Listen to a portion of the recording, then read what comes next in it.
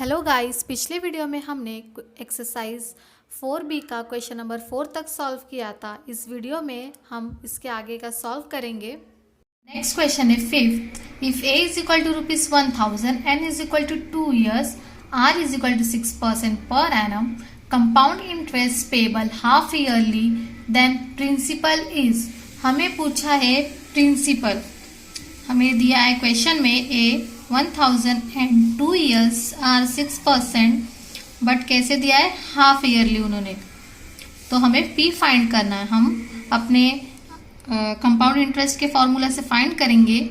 Amount is equal to P in bracket 1 + r/100 raise to n।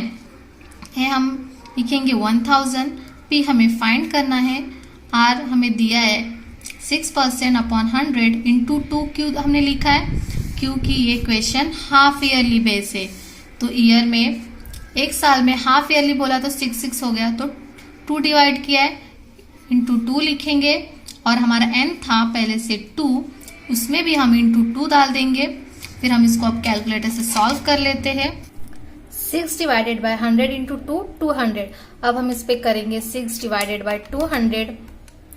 Answer आता है 0.03। अब हम इधर लिखेंगे 1 + 0.03, 2 इंटू 2 4 हो गया। अब हम 1 + 0.03 करेंगे तो p इंटू 1.03 रेज टू 4 आ जाएगा। अब हम इसको सॉल्व करेंगे। किस तरह सॉल्व करेंगे मैं इधर बताती हूँ। p हम नेक्स्ट साइड लिख देंगे। p इज इक्वल टू 1000, जो हमें अमाउंट दिया था 1000 को हम डिवाइड कर देंगे। ये 1.03 रेज टू 4, 1000 हम लिख देंगे। अब इसको हमें सॉल्व करना है। 1.03 को 4 टाइम्स हमें सॉल्व करना है। अब हम करेंगे इधर 1.03 इंटू, अभी 4 दिया गया है तो -1 करना है हमें, और इज इक्वल टू कितने बार करना है? 3 टाइम्स मैंने बताया था। तो 1 2 3, आंसर आता है 1.1255। अब हम इधर लिख देंगे 1.1255। अब 1000 डिवाइडेड बाय 1.1255। अभी मैं इधर आपको कुछ बताती हूँ। अभी हमने इधर लिखा है 1.255। अब हम इसको डिवाइड हमें किससे करना है? इसको 1000 को इससे डिवाइड करना है, बट हमारे पास ये पहले से हमने लिखा है तो हम इसको कट करके फिर से 1000 डिवाइडेड बाय ये नहीं लिखेंगे। मैं आपको बताती हूँ।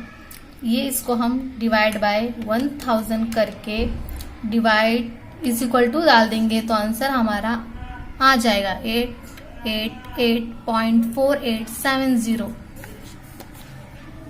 लिख दिया 888.4970 हमारा आंसर है। मॉड्यूल के हिसाब से ऑप्शन ए 888.80। ठीक है। नेक्स्ट क्वेश्चन है 6। Population of a town increases every year by 2% of population. Number of years by which total increase of population be 40% is. हमें क्वेश्चन दिया है पॉपुलेशन टाउन का इंक्रीज हो रहा है हर साल में 2% से। तो नंबर्स ऑफ ईयर्स हमें फाइंड करना है। नंबर ऑफ ईयर्स मतलब n फाइंड करना है। रेट ऑफ इंटरेस्ट 2% दिया है, इंक्रीज होता है 2% से।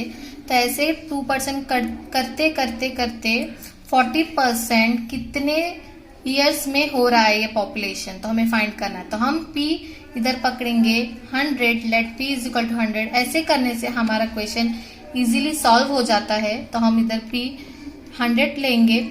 It increases by 40%। अगर 40% से इंक्रीज हो रहा है तो a हमारा ऑब्वियसली 140 होगा।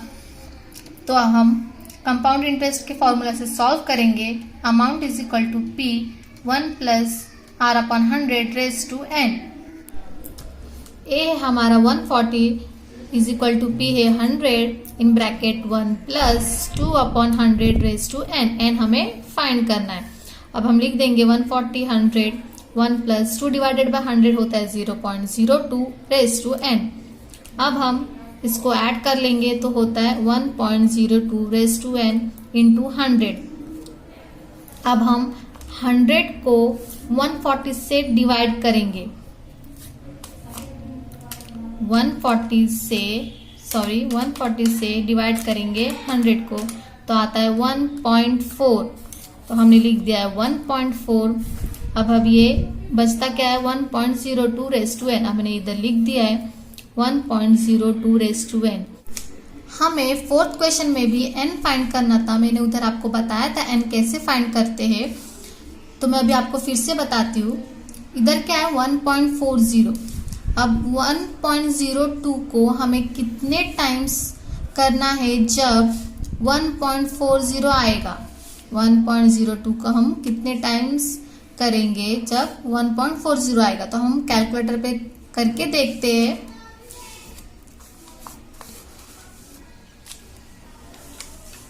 वन 1.02 इंटू, इधर 1 टाइम पहले हो चुका है, तो इधर हम करते 2 3 4 5 6 7 8 9 10 11 12 13 14 15 16 17, हाँ 1.40 आ चुका। हमें क्या चाहिए था 1.40, कितने टाइम्स आया 17 टाइम्स। आप भी करके देखो कैलकुलेटर पे, आपको भी समझ में आ जाएगा।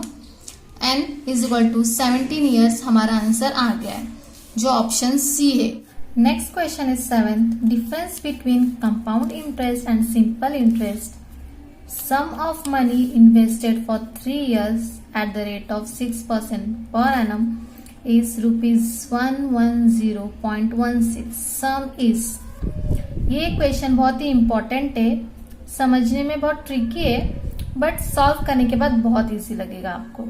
तो क्वेश्चन में आपको पहले समझा देती हूँ क्या है difference between compound interest and simple interest. आपको कंपाउंड इंटरेस्ट भी पता है और सिंपल इंटरेस्ट भी, तो दोनों का डिफरेंस क्या है 110.16, और उन्होंने हमें क्या दिया है, कितना इन्वेस्ट किया है 3 years के लिए, कितने परसेंट के लिए 6%। हमें फाइंड करना है सम इज, हमें फाइंड करना है P। अब हम P फाइंड करते हैं, हमें डिफरेंस दिया है लेकिन हमें सिंपल इंटरेस्ट नहीं दिया ना कंपाउंड इंटरेस्ट दिया।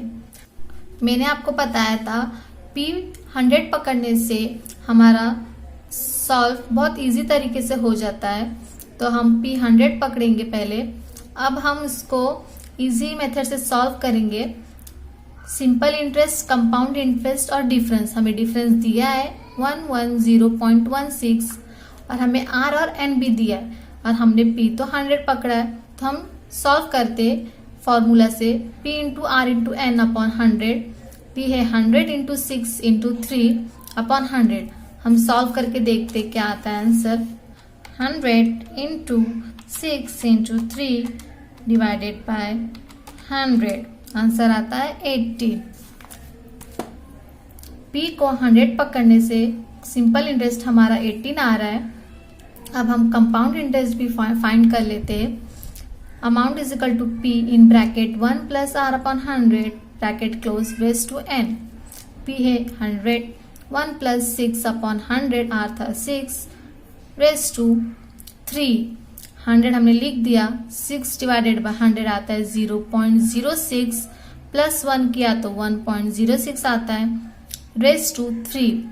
अब 100 इंटू, हमें इसको फाइंड करना पहले 1.06 को 3 टाइम्स सॉल्व करके देखेंगे हम कैलकुलेटर पे। 1.06 इंटू 1 2 क्या आया 1.191016। हमने लिख दिया है 1.191016 इंटू क्या है 100। अब इसी को हम 100 कर लेते हैं, क्या आंसर आता है 119.1016। आंसर आ गया 119.1016। इधर अमाउंट हमने फाइंड किया है। अब हम इधर कंपाउंड इंटरेस्ट भी फाइंड कर लेंगे। कंपाउंड इंटरेस्ट फाइंड करने के लिए क्या है फॉर्मूला, मैंने आपको बताया था, अमाउंट माइनस प्रिंसिपल। अमाउंट है हमारा 119.1016 माइनस 100, इसको माइनस 100 कर देते हैं, आंसर आता है 19.1016 कंपाउंड इंटरेस्ट हमें मिल गया। अब हम compound interest minus simple interest करते हैं। कंपाउंड इंटरेस्ट 19.1016 माइनस 18 क्या आता है, अब हम देखते हैं। माइनस 18 क्या आ चुका आंसर, 1.1016। आपको लग रहा है आपने ये कहीं देखा है, देखते हैं अब। डी हमारा क्या था, 11016 और हमारा ये क्या आ चुका है, 1.1016। तो हम अब आसानी से आंसर फाइंड कर सकते हैं। इसको हम इंटू 100 करेंगे, चलो करके देखते हैं पहले। इंटू 100 आंसर आता है 110.16, 110.16 आंसर आ गया डिफरेंस हमारा। तो अब आपको पता चल गया होगा, अगर हमने P 100 लिया है तो इंटू 100 कर देंगे हम, तो हमारा आंसर आ गया था। इधर इंटू 100 किया तो हम इसमें भी इंटू 100 कर देंगे तो हमारा आंसर क्या आ जाएगा, 10,000। 100 इंटू 100 आंसर 10,000। तो हम P 10,000 हमारा आंसर आ गया, ऑप्शन डी है। हाँ गाइस, वीडियो देखते देखते चैनल को सब्सक्राइब जरूर कर देना और बेल आइकन भी। नेक्स्ट क्वेश्चन है 8। The useful life of machine is estimated to be 10 years and cost ₹10,000. Rate of depreciation is 10% per annum. The scrap value at the end of its life is। Question आपको बहुत ध्यान से पढ़ना है। आपको पहले question का मीनिंग समझना है कि क्वेश्चन में बोला क्या गया है, दिया क्या गया है और हमें फाइंड क्या करना है। तो ये क्वेश्चन सेम फोर्थ जैसे है।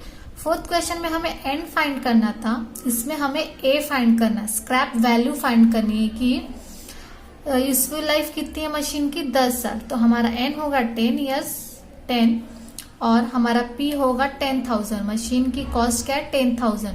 डिप्रिसिएशन क्या दिया गया हमें, rate 10% per annum.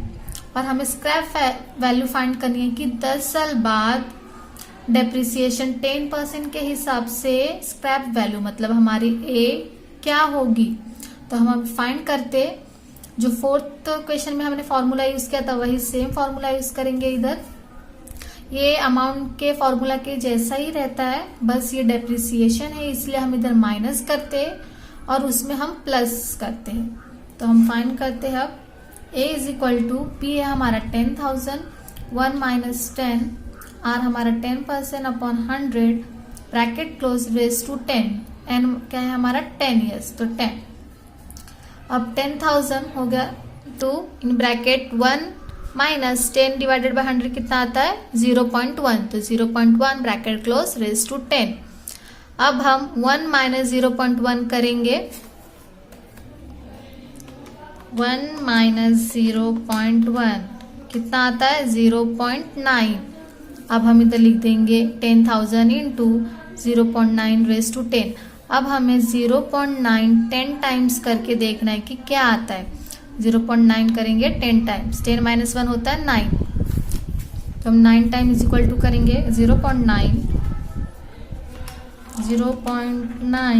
Into 1 2 3 4 5 6 7 8 9 9 time कर लिया हमने 0.34867 0.3486784 आ गया। इंटू क्या करना है 10,000 इंटू 10,000 कर लेते, क्या है आंसर 3486.78 आ गया। हमारा अमाउंट क्या है 3486.78, ऑप्शन ए।